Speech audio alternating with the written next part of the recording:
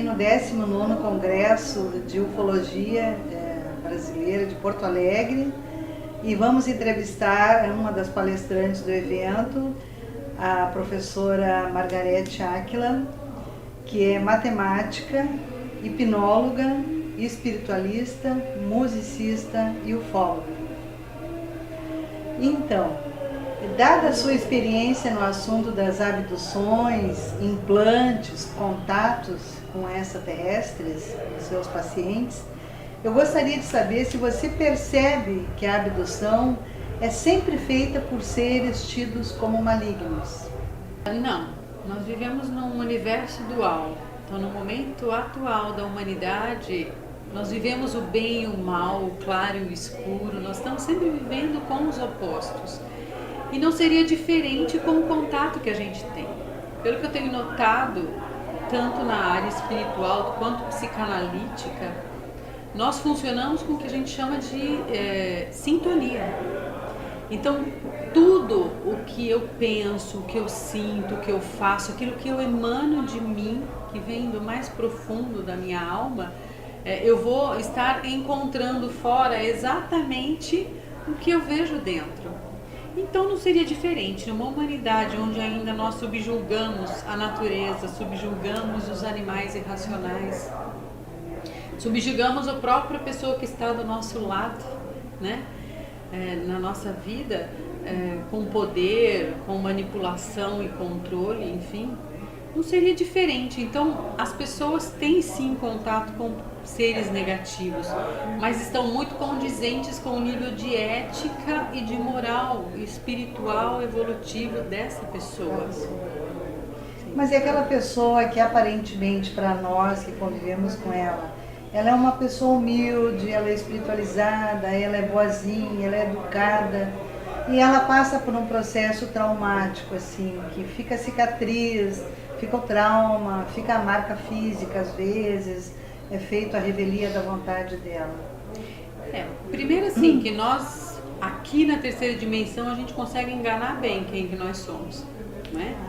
As máscaras. A gente vê muita gente bonita e educada que é altamente cruel, né? Quando tem a chance ou tem o poder para, né? Primeiro, essa é a primeira questão, será que é mesmo? Se a gente for conhecer a nossa bagagem interior, e aí eu falo de novo como psicanalista, olhando as pessoas de pertinho, dentro de um consultório, eu acabo vendo que a maior parte da humanidade é louca, quase louca, está chegando perto de. Porque nós temos monstros dentro de nós, sombras, que nós nem ousamos pensar que é possível ter aquilo dentro de nós. Tem coisas que nós desconhecemos. Então, se eu dissesse para você, você mata alguém, Lúcia? Jamais. Não. Pois é. Mas se você estiver numa situação em que estão torturando a sua filha ou seu filho, e você tiver a chance de matar quem está torturando o seu filho, você mata? Acho que sim. Pois é disso que eu Eu estou falando. conheço esse meu lado, mas provavelmente. Sim, nós estamos com muitas potências e nem todas elas, porque quem acredita na paz, acredita na paz. Ponto. Nem que isso te leve à morte ou à morte de quem você ama. Ponto. Então nós temos ainda um instinto bastante forte dentro de nós de defesa, né? De sobrevivência, e isso mostra quem somos de fato em potencial. Você só não é malvada porque ninguém te pôs na parede para que você mostre esse seu lado. Faltou oportunidade. Faltou oportunidade. Então esse é o primeiro ponto que a gente tem que avaliar. O segundo é trauma. O que significa trauma, né? Porque quando você leva uma criança para um hospital para tomar uma injeção, o que acontece com essa criança? Ela entra em pânico, em choque total, grita, esperneia e você só quer cuidar dela. Então tem processos que nós passamos que por conta dos nossos limites de enxergar e de ver além, de ver de uma forma mais ampla, nós sofremos demais. Então o que é trauma para um abduzido? Pode ser que a maneira dele enxergar as coisas, a pequena visão que ele tem do processo, e que pode ser um processo positivo, não faz com que ela enxergue dessa forma, porque ela está presa nos medos dela. Então eu não diria que toda abdução é traumática porque eles fazem coisas ruins. Eu diria que ela é traumática porque nós não conseguimos enxergá-la de forma positiva. Porque nós enxergamos assim, de repente. Porque nós temos uma visão reduzida. O medo, neuroquimicamente, ele desconecta os nossos acessos a um pré-frontal. Esse cara aqui, que é o nosso cérebro mais novo, o neocórtex, ele tem estratégias de saída, ele tem ética, ele tem planejamento, ele tem condições de avaliar as situações de forma mais adequada, ele acessa códigos e princípios extremamente amplos. Se eu desconecto, porque o medo me desconecta do meu neocórtex, como é que eu vou conseguir achar aquilo bonito? Se eu estou presa no medo e nas crenças mais reduzidas. Então, o trauma ele é questionável, porque tem gente que tem trauma de uma barata, né? E a barata por si só não faz absolutamente nada, ela é uma barata. Então, como é que eu, com uma coisa desse tamanho, vou me apavorar e me sentir impotente? Compreende que a visão de trauma também é relativa, né, à pessoa. É a visão da pessoa em relação ao evento. Tá. E por que os extraterrestres, quando abduzem, implantam, fazem contato, e que é uma coisa aleatória a vontade dele, não vem aí o livre-arbítrio da pessoa optar ou não, né, pelo evento, por que eles fazem o tamponamento da memória? Tem alguma razão? O esquecimento? O esquecimento, a gente fica com aquela lembrança parcial, né, de flashes, sim, de memória. Por que tem uma razão para isso? A gente não tem certeza dessa razão, a gente levanta algumas hipóteses. Sim. Né? Então, assim, há 70 anos nós estamos vivenciando muitos eventos ufológicos, desde a Segunda Guerra Mundial, onde o número de avistamentos aumentou consideravelmente. E para descobrir que estava acontecendo a abdução, já demorou uns 20 anos. Já estamos atrasados. Não, foi escondido. Estava escondido. Demorou para alguém perceber que as pessoas estavam sendo abduzidas. Uhum. Nós começamos a ter suspeitas em 61 com Betty Hill, né, e Barney. E aí sim começaram a desconfiar. Em 57 com Vilas Boas, quer dizer, começaram a desconfiar que tinha alguma coisa estranha. Mas só no final da década de 70 é que começaram a perceber que as abduções aconteciam e aconteciam em grande número. Nós demoramos então quase 40 anos para descobrir que essas abduções aconteciam e esses procedimentos. Por quê? Porque eles tentavam esconder. E aí então a gente levanta algumas hipóteses, mas por que esconder? Bom, a gente levanta a hipótese de que a humanidade não tem nenhuma condição de ter contato direto com os extraterrestres, porque se apavoraria, seria um tumulto, quebra de paradigmas, né? E geraria um pânico no sentido do sistema financeiro, social e saúde, porque todo mundo ia querer saber, né, de quem são esses seres, se eles vieram aqui para nos matar, para nos substituir, para nos escravizar, ou seja, a gente ia ficar meio que em pânico. Essa é uma suposição, porque eu acredito que causar o pânico não era a questão ali, não ia ser muito inteligente. Uma outra hipótese do interesse deles em uma hibridização da humanidade, né? Seja para dominar a sociedade, a humanidade, ou seja, para construir uma humanidade melhor, geneticamente falando. A humanidade terrestre ou a deles? As duas coisas, ou uma que subjugue a raça humana, ou que eles venham melhorando o ser humano com essa hibridização, com essa manipulação genética que a gente tem percebido. Sim. Em centenas ou mais de centenas de casos de mulheres em especial, que é uma relação aí de 70% para 30% em relação aos homens em abdução. É maior, É muito maior a abdução de mulheres e para esse interesse específico, porque o útero para eles tem uma grande importância, me parece. Eles estão precisando muito do útero da mulher para as 10 primeiras semanas dessa manipulação genética dessa criança que vem, né? Então, assim, visto aquilo, a pesquisa corre assim, vendo se existe padrão de repetição. E como a gente tem notado um padrão muito grande de repetição dessas memórias que as mulheres, em especial, estão trazendo, delas irem amamentar na nave, delas darem carinho para as crianças, que são crianças, às vezes, muito miscigenadas entre o extraterrestre e o humano, que elas não vão ficar aqui. De certa forma parece que elas estão indo para outro planeta, alguma outra civilização que não seja na Terra.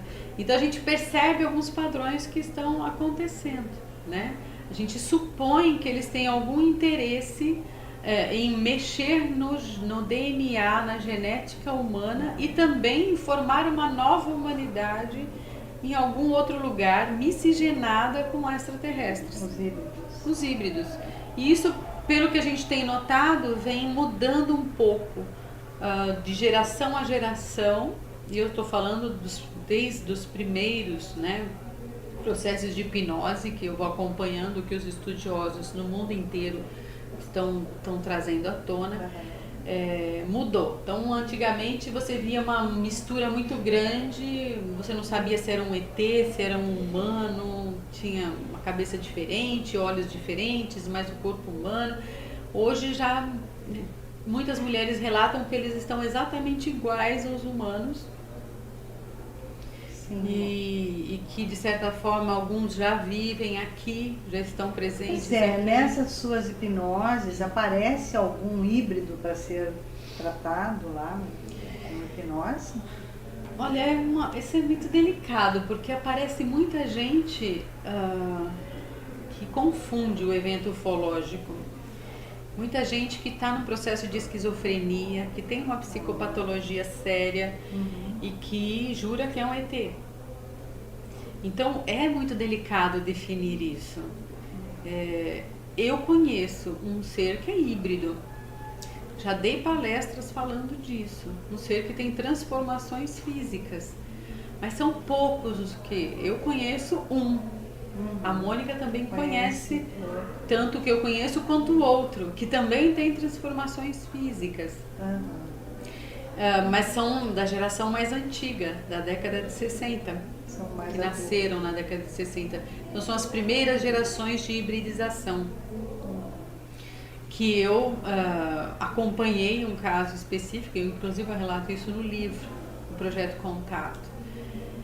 Que não é uma coisa fácil, é uma coisa que criava uma dualidade dentro da pessoa, como se ele fosse duas, né? Ora uma coisa, ora outra. Então não foi uma coisa saudável o que eu vi, a pesquisa que eu fiz não foi saudável. Agora eu vejo muitos jovens falando que são extraterrestres. Às vezes em rede social você vê a conversa deles e muitos estão baseados na suposição. Na suposição e de repente na ficção também. Na ficção. E que eles não se adequam, eles se acham muito diferentes. Então eu sou um ET. Sou um ET. Entendeu? Porque hoje a onda é você ser um ET, filho de ET. Então assim, eu sou... Não é assim que funciona, né? Mas eu acredito que a nova geração tem uma influência gigante no inconsciente. E aí sim, pode dar essa sensação de não pertencimento. Uma geração que já está mexida de alguma forma, porque eu percebo neles um conhecimento fantástico de propostas novas para a sociedade. Eles não se adequam ao sistema educacional, eles não se adequam ao sistema financeiro, profissional. E eu falo, meu Deus do céu, o que é que está acontecendo? Então você vê que existe no inconsciente do ser humano um conhecimento que não é só terrestre. O subjacente está profundo lá. Um conhecimento que está vindo de outro lugar. Então, não que eles sejam extraterrestres, mas que eles estão trazendo um conhecimento. Eles estão sendo preparados para trazer esse Como eu sou reencarnacionista, Sim. e estudo isso de forma também, porque para mim a psicanálise e a espiritualidade não são separadas, embora os cientistas queiram separar. Para mim existe um processo de pessoas que vieram de outros orbes, de outros planetas sim, e que reencarnam aqui com conhecimentos que já estão vindo à tona, né? Sim. Mas que não conseguem se adequar a essa loucura que é o mundo, essa pressão de você isso não tá ser muito maravilhoso. Difícil, né? A gente não conseguir se adequar, porque tá tudo muito louco também. Tá tudo muito louco. Para nós que nos adequamos a essa sociedade, tirando, né? Estão exigindo um perfeccionismo, trabalhar 18 horas por ética, dia. Tanta... Então, assim, estão exigindo tantas coisas que nós estamos deixando de ser humanos. Né? Tá difícil você viver e ainda se sentir numa sociedade que te oprime e se sentir o tempo pertencendo todo. a isso, né? E você se vende para esse processo para sobreviver. Então, eu vejo que eles têm alguns conhecimentos que eles não sabem de onde vem, mas que eles acessam, que está superficial, trazendo novas propostas. E eu vejo jovens fantásticos que não se adequam à sociedade e a sociedade não sabe aproveitá-los porque não tem uma proposta para eles e eles não sabem como pôr em prática. Então fica uma inquietação interna, uma angústia, por que eu estou aqui, o que eu estou fazendo nesse planeta. E alguns até entram nas drogas e outros muitos entram nas drogas. Né? Muitos tomaram Ritalina. O não pertencimento, a falta de adequação. Muitos estão tomando Ritalina. É verdade. E outra coisa, o processo de contato e implante, enfim, abdução, é um processo familiar que vem de outras gerações para aquela família, para aquela pessoa? Sim, pelo que a gente nota, eles têm interesse na descendência. Então, assim, quando você é um abduzido, você pode levantar. Seu pai, sua mãe foram, avô e avó. Eu acho que isso diria desde o começo do século passado, no final do século XIX, isso já começou. Porque eu lembro de histórias do meu avô paterno, que já falava. Em relação a sumiço, não, ele sumiu. Meu avô simplesmente sumiu. E ele apareceu embaixo de uma árvore, né? Então, coisas que aconteciam que você já começa a ver que pode ser indícios, mas com certeza isso vem vindo e eles têm interesse intergeracional, ou seja, por causa da genética, porque eles vão de certa forma manipulando essa genética para chegar naquilo que eles querem. Num resultado final. Acho que como eles não conseguem fazer isso numa etapa só, eles vão fazendo geração a geração. Vão replicando nos demais elementos. E não só de forma vertical, mas eu sinto que eles estão interessados na horizontal, ou seja, em aumentar progressivamente o número de abduzidos em todas as famílias. Então, um abduzido casa com um não abduzido, que tem um filho abduzido, que casa com um não abduzido.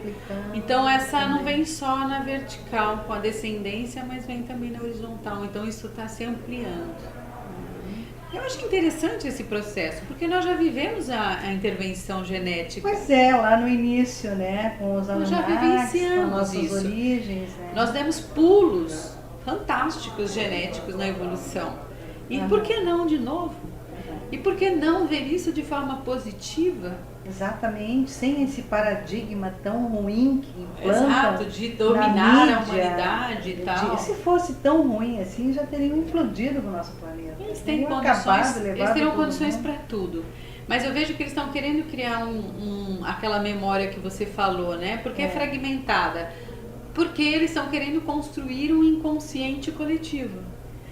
A gente suspeita da presença deles, mas não tem certeza. Não temos certeza. Não tem provas, mas isso já está dentro. Tanto é que o dia que eu vi o filme do ET do Spielberg, eu chorei do começo ao fim do filme.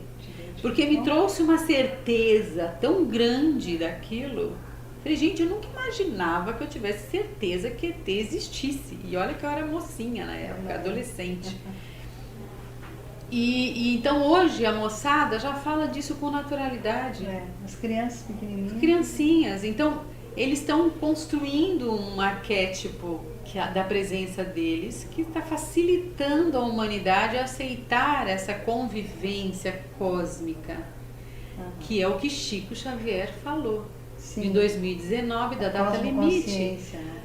Nós conseguimos ter intercâmbio com outras civilizações que vão trazer muita coisa boa para a humanidade. E aliás, Chico tinha também esse contato, essas projeções para fora da Terra com outras civilizações, mas ele não teve tempo de falar sobre esse assunto. Não teve, não era a tarefa dele. Não era o momento também. Ele falou, não é a minha tarefa, mas vai ser dos que virão depois. Que bom, né? Então assim, ele falou já para dar um start. Sim, né? Já colocar uma sementinha. Para colocar uma sementinha. Sim. E agora cabe a nós unirmos todo esse conhecimento espiritual e científico para que a gente possa aproveitar esse processo de forma positiva, qualificar para o crescimento da humanidade. Né? Uma outra pergunta que eu gostaria de fazer: você tem alguma lembrança de abdução pessoal, assim, algum fato pessoal? Olha, de abdução não, mas de contato, né?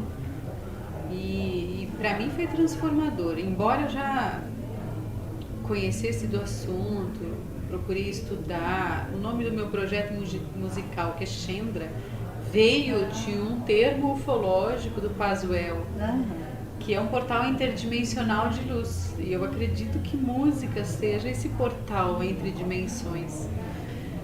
E, então assim, eu já tinha uma afinidade, mas nenhum processo de lembrança, nada do gênero, apenas uma abertura muito grande para o assunto, como uma certeza absoluta de algo. E em 2009 eu passei por um processo de iniciação que eu buscava mudanças na minha vida, estava querendo desistir do meu trabalho musical na época. E eu passei então por um processo de iniciação onde um ser me pegou, eu estava consciente, e eu abri o olho, eu estava aqui, eu fechava o olho, eu estava fora. Então eu estava projetada conscientemente. Esse ser me levou para um planeta. Eu falei, meu Deus, o que está acontecendo? E essa voz falava comigo. E era um planeta lindo, que tinha tudo de vidro, tudo de cristal, belíssimo, né? Com cores muito vivas, muito neon, muita natureza. E tinha junto comigo um tigre e um leão, mansos, super mansos. E eu falei, que estranho, né? Duas feras do meu lado, e não eram super mansas. Mas neste processo, esse ser falou pra mim, você já viveu aqui. Eu falei, meu Deus, eu tenho certeza, porque esse é um lugar que está nos meus sonhos. E ele falou, mas aqui você era repórter. Eu falei, repórter? Eu nunca quis ser repórter na minha vida, eu sempre achei o ó ser repórter. Não tinha nada a ver com a profissão, né? Eu falei, que estranho ser repórter. Eu falei, mas só que aqui você cantava as notícias. Caramba. Então, quando as notícias da Terra eram tristes, na sua melodia a gente já sabia que algo tinha acontecido e você relatava na melodia. Quando eram melodias alegres, então nós sabíamos que as notícias eram boas. Ela falou, mas agora não é o seu momento de estar aqui, agora o seu momento é de estar lá na Terra. Aí me trouxe para a Terra de novo, assim, instantaneamente, e ela me mostrou uma criança em estado de inanição, de cócoras. Até tem uma imagem na internet que me lembrou muito o que eu vi naquele dia, com umas migalhas de pão no chão e a criança pegando essa migalha. Aí esse ser fez um gesto na minha testa. Ele pegou aqui e começou a fazer esse gesto, né?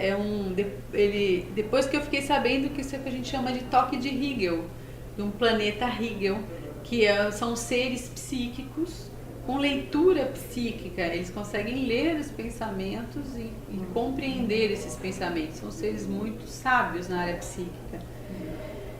E aí ele falou, esse ser falou pra mim, você consegue ler essa criança, não consegue? E aí mudou tudo. E aí eu falei, sim, eu sei o que ela sente, consigo viver a dor dela. E aí ele falou, pois é, esse é o seu papel. Aí, bom, A partir daí. o processo de iniciação não é um processo fácil, é um processo inesquecível de amor profundo. E eu diria que esse foi o meu maior contato. Porque ele falou pra mim, depois que você leu e sentiu o que esse ser sente, ele se sente respeitado e visto na sua dor, na sua pequenez. E aí você faz aquilo que você sempre falou que faz quando está cantando. Você se eleva até Deus. E o seu papel é elevar as pessoas até Deus. Então, isso para mim foi altamente significativo, porque eu vi que o meu papel não era ficar falando com eles, extraterrestres. O meu papel era de trazer para a humanidade a beleza, a conexão com o sagrado e de levar o ser do estado egóico e sofrido para um estado de conexão e de beleza, de harmonia total. Então, eu entendi por que é que eles se escondem, porque eles querem que a gente faça. Que a gente descubra. Que a gente faça uma humanidade melhor, entende? Sim. Com as nossas potências, cada um na sua área, e todos têm a sua especialidade, a sua habilidade. E a partir daí, então, foi o meu maior contato. E daí, então, eu entendi que a gente precisa se movimentar para construir uma nova humanidade, começando por nós. Então hoje a minha conexão com o sagrado é muito maior. Ela é bela e ela é plena, ela me preenche. Então quando a gente fala que a ufologia está ligada à espiritualidade, ela está ligada à evolução, a esse preenchimento interno de saber que somos divinos e que podemos construir uma humanidade linda, um mundo lindo, mas com boa vontade. Com amorosidade. Exato. Então foi esse meu contato. Que lindo, hein? Eu estava percebendo já desde o primeiro dia aqui do evento que me parece que tem uma nova consciência sobre o que está acontecendo e uma necessidade. A linguagem parece que é o amor. Não sei, eu vi tantas pessoas falando em amor e muito menos em casuística, muito menos em ficção, muito menos em máquinas. E está havendo essa necessidade de autoconhecimento, de compartilhamento, de evolução, de doação. Você também está com essa impressão? Uma leitura... Não, estou com essa impressão porque foi uma chuva de pessoas falando a respeito dessa importância de ver a ufologia muito acima da coisa científica apenas. É lógico que precisamos dessa ciência, que eu também me baseei na palestra, para que a gente construa, né, visões melhores, adequadas do processo, mas não esquecendo do grande objetivo, que é o de construir uma humanidade melhor, num novo momento. E eu acho que os palestrantes estão sintonizados nessa necessidade da alma. Nós temos que ter por que estar aqui, por que vivenciar esses processos todos. Senão não faz sentido. Não, você fala para o mundo que eu quero descer. Para que eu estou aqui passando por isso? Tem que ter um sentido maior. Você vive, Lúcia, você age, você acorda todo dia para ter um porquê. Senão você não levanta. Um senso de pertencimento, mas um pertencimento grupal, não é uma coisa isolada, né? Então acho que essa talvez seja a maior lição que eles estejam passando nesse congresso, a gente perceber essa visão superior, essa inteligência que eu coloquei, de olhar uma inteligência não fragmentada numa área, eu tenho a verdade, eu sei o que é, coisa egóica, mas uma inteligência integrada, incorruptível, total, né? Eu acho que a partir daí é que as mudanças realmente começam a acontecer, né? A começar pelo, como ontem a Mônica falou, né? O autoconhecimento, o conhecimento e a prática do bem. Exato. Eu Isso acho aí, que essa traduzindo, é amorosidade, é amor, transcende, né? transcende tudo, né? Isso. Muito obrigada, Margarete. Ficamos aqui agradeço. bem sensibilizados até com a tua história pessoal. Obrigada, eu Era que isso. agradeço. Um beijo no coração de todos. Obrigada. Obrigada.